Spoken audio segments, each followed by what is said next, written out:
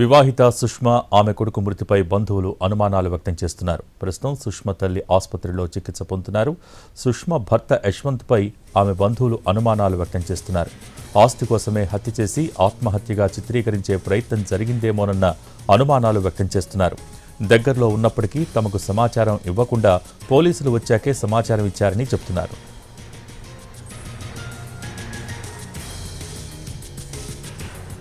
సుష్మా ఆత్మహత్యపై అనుమానాలు, బంధువుల ఆరోపణలపై పూర్తి వివరాలు మా ప్రతినిధి రాధాకృష్ణ అందిస్తారు. వివాహిత సుష్మా ఆమె కొడుకు మృతిపై బంధువులు అనుమానాలు వ్యక్తం చేస్తున్నారు. ప్రస్తుతం సుష్మా తల్లి ఆసుపత్రిలో చికిత్స పొందుతున్నారు. సుష్మా భర్త యశ్వంత్పై ఆమె బంధువులు అనుమానాలు వ్యక్తం చేస్తున్నారు. పోలీస్ స్టేషన్ పరిధిలోని హస్తినాపురంలో నిన్న సాయంత్రం దారుణ ఘటన చోటు చేసుకోవడం జరిగింది. వివాహిత తన కొడుకుతో పాటు 11 నెలల కొడుకుతో పాటు తల్లికి విషమిచ్చి చంపిన తర్వాత ఆమె ఆత్మహత్య చేసుకున్న ఘటన అయితే చోటు చేసుకోవడం జరిగింది. ఈ ఘటనలో వివాహిత ఆమె కొడుకు ఇద్దరు చనిపోగా ఆమె తల్లి మాత్రం ప్రస్తుతం ప్రాణాపాయ స్థితిలో ఉంది. ఆసుపత్రిలో చికిత్స పొందింది. బయట మనం చూస్తున్నాం, వాళ్ళ బంధువులందరూ కూడా మనకు కనబడుతున్నారు. హస్తినాపురంలో చార్టెడ్ అకౌంటెంట్ గా పనిచేస్తున్న యశ్వంత్, అతని భార్య సుష్మా, అలాగే సుష్మా తల్లి లలిత వీళ్ళందరూ కూడా నివాసం ఉంటారు. వాళ్ళంతా నిన్న ఈ ఘటన చోటు చేసుకోవడం జరిగింది. అసలు ఎందుకు జరిగింది ఈ ఘటన అనేది మనకు పూర్తి స్థాయిలో వీళ్ళైతే ఆరోపణ చేస్తూ ఉన్నారు యశ్వంత్ పైన. ఏంటండి అసలు మీకున్న అనుమానాలంటే యశ్వంత్ చంపాడని మీరు ఆరోపిస్తున్నారు. ఏంటి అసలు ఎందుకు చంపాల్సి ఉంటుంది? యశ్వంత్ చంపిండా లేదా అనేది ఇప్పటి వరకైతే మాకు కూడా క్లారిటీ లేదు. సరే, హ్యాంగ్ చేసుకున్నా కూడా హ్యాంగ్ చేసుకోవడానికి కారణమైతే ఆయన అవుతాడు కదా. ఇప్పుడు మాకు ఎలాంటి కాంటాక్ట్స్ లేకుండా చేసిండు. ఫస్ట్ చేసిన తర్వాత మేమాతో మాట్లాడకుండా దూరంగానే ఉన్నాం. అంటే ఏదైనా ప్రెజర్ జరిగితే అక్కడి నుంచే జరగాలి కదా. అంటే ఇప్పుడు ఆయన నిన్న ఏమంటున్నాడు, మాతోటి ఆస్తుల కోసం వాళ్ళు ఏదో డ్రామా ఆడుతున్నారు ఏదో అని చెప్తున్నాడు ఆయన. ఓకే, ఆస్తుల కోసం డ్రామా ఆడుతున్నట్టు మేము వాళ్ళ కాంటాక్టే లేకుండా పోయినాం కదా. మా ఫ్యామిలీ మొత్తం కాంటాక్ట్ లేకుండా పోయినాం కదా. ఆటోమేటిక్ పోయిన తర్వాత ఏదైనా ప్రాబ్లం జరిగినా, ఏమైనా ప్రెజర్ జరిగినా, మెంటల్లీ హరాస్మెంట్ అయ్యి వాళ్ళు సూసైడ్ చేసుకునే పరిస్థితికి తీసుకుపోయిండు అంటే మెంటల్ హరాస్మెంట్ ఉంటేనే కదా పోయేది. అది కామనే కదా. ఆ ఆస్తి కోసం మేము చేస్తున్నాము అని అంటున్నాడు. మాకే బొచ్చడు ఆస్తులు ఉన్నాయండి, కావాలంటే మీరు ఎంక్వైరీ చేసుకోవచ్చు, నో ప్రాబ్లం. దానికి మొత్తం సెట్ రైట్ అయింది అనేది అయితే 100% అనుమానం అండి. అది ఎందుకు చెప్తున్నాను నేనంటే, మేము పోయినప్పుడు ఆయన అబ్బాయిని ఎందుకు లోపల ఉంటాడు నేను పోయేసరికి నేను చూశాను. తర్వాత ఎస్ఐ గారు వచ్చిన తర్వాత అప్పుడు నేను అడిగాను. మా బాబాయ్ ఒక ఆయన వచ్చింది, గోవర్ధన్ రెడ్డి అని.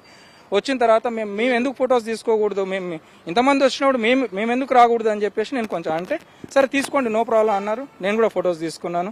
నా దగ్గర కూడా అంటే వీడియో అన్నీ ఉన్నాయి. అక్కడ క్రైమ్ సీన్లో ఏం జరిగినాయి అక్కడున్న సిచ్యువేషన్ చూస్తే ఏంటంటే ఎవిడెన్స్ అయితే 100% మాయమైనాయండి. ఆమె ఎలా చనిపోయింది అనేది మాకు క్లియర్గా వస్తే చాలు, మాకు ఇంకా ఏం అవసరం లేదు. నిజంగానే అమ్మాయికి అలాంటి సిచ్యువేషన్ ఉందండి? ఒకవేళ ఆత్మహత్య చేసుకుందాం అలాంటిది ఉందా? నిజంగా ఏ మాత్రం అవకాశం లేదండి. ఆమెకు అన్ని తెలివి ఉంది, ధైర్యం ఉంది, మన డబ్బులు ఉన్నాయి, డబ్బులు కూడా ఉన్నాయి. ఆమె చనిపోవాల్సిన ఆమెకు ఏ కోశాన అవసరం లేదు. ఆమె చాలా స్ట్రాంగ్. వాళ్ళ మమ్మీ కూడా స్ట్రాంగ్. ఎందుకంటే తన భర్త చచ్చిపోతే 3 ఏళ్ల పాప నుంచి ఇప్పటి వరకు పెంచుకున్నారు. మాకు ఫుల్ ఆమెకు సపోర్ట్ ఉంది. మా అన్నయ్యలు 4 అన్నయ్యలు ఉన్నారు, మేము 3 సిస్టర్స్ ఉన్నాము. ఆమెకి చిన్నప్పటి నుంచి మా అన్నయ్య 25 ఏళ్ల క్రితం చనిపోతే మేము అట్లనే అందరిని మా అందరి ఫ్యామిలీ, జాయింట్ ఫ్యామిలీ అందరిని కలిసి పెంచుకున్నాం. మా పాపని ఒక్కతే పాప.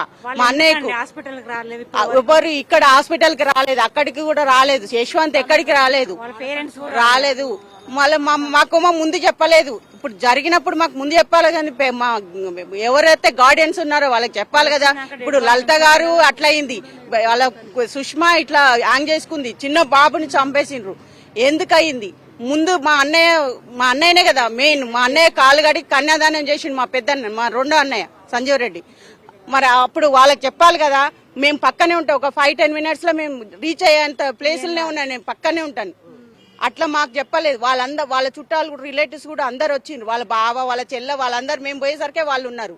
వేరే అందరు గుంపు కూడిరు, పోలీసు వాళ్ళు వచ్చిర్రు. మా లలిత గారిని ముందే షిఫ్ట్ చేసేసిర్రు. మాకేం చెప్పలేదు అప్పటి వరకు. మాకు ముందు చెప్తే మేము కూడా ఆడ సిచ్యువేషన్లు ఉంటే మాకు తెలిసేది. విండో ఏరియా కొట్టి అదంతా చాలా టైం పడుతుంది కదా. ముందు ఇట్లా ముందు రోజు గొడవ అయిందని, లైట్ గా గొడవ అయిందని చెప్తున్నాడు. లైట్ గొడవ అయితే పొద్దున వదిలేసి రాత్రి వరకు, సాయంత్రం వరకు వెళ్ళిపోతాడా అండి?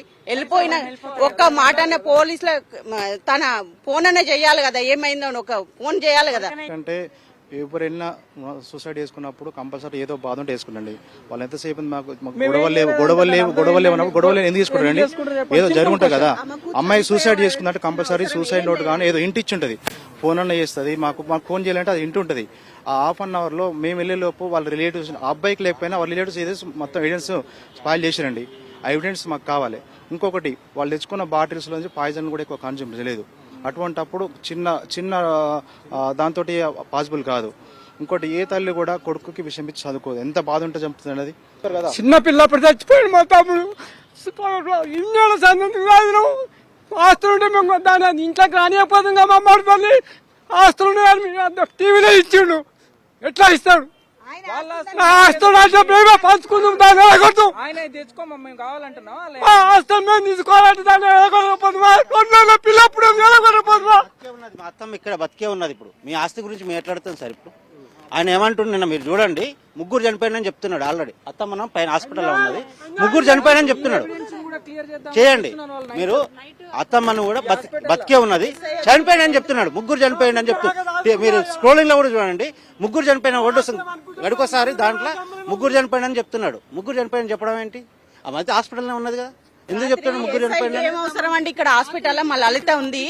ఎస్ఐకి ఇక్కడికి ఏం అవసరం? హాస్పిటల్ రావాల్సిన డాక్టర్ నెంబర్ తీసుకురంట. ఎందుకు తీసుకుంటారండి? అవసరం లేదు కదా, అవసరం లేదు కదా. అట్లా వచ్చిరంట. ప్రస్తుతం బాధితులకు సంబంధించిన, అంటే సుష్మాకు సంబంధించిన కుటుంబ సభ్యులు వీళ్ళంతా కూడా వీళ్ళు ఒకటే అనుమానం వ్యక్తం చేస్తున్నారు. హాఫ్ అన్ అవర్ లో జరగాల్సింది ఒకటి జరిగింది, ఆ హాఫ్ అన్ అవర్ లో ఏం జరిగింది అనేది తమకు కావాలనేది ప్రధానంగా వాళ్ళు డిమాండ్ చేస్తున్నారు. ప్రస్తుతం అయితే యశ్వంత్ ఇంట్లోనే ఉన్నాడు. మరొకవైపు పోలీసులు అతని స్టేట్మెంట్ కూడా రికార్డ్ చేశారు. ప్రస్తుతం లలిత పరిస్థితి మాత్రం విషమంగా ఉంది. ఆమె ఆసుపత్రిలోనే చికిత్స పొందింది. ఈ ఘటనలో కేవలం సుష్మాతో పాటు ఆమె కొడుకు మాత్రమే చనిపోయాడు. లలిత మాత్రం ఇంకా ఆసుపత్రిలోనే చికిత్స పొందింది. మీర్పేట పోలీసులు అయితే కేసు నమోదు చేసి దర్యాప్తు చేస్తున్నారు. కెమెరామెన్ ప్రభాకర్తో రాధాకృష్ణ, హైదరాబాద్.